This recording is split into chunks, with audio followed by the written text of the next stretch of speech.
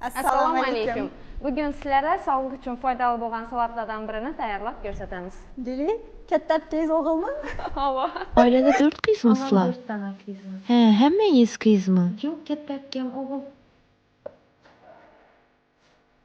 Hazır topu marinat gəlib tutdunuz. Navlan satdırsınız. Az paprika saldık, şirin paprika, tuz ve karabuç. Salat yağımızdan salamızdan keyin bunu pişirip alamız.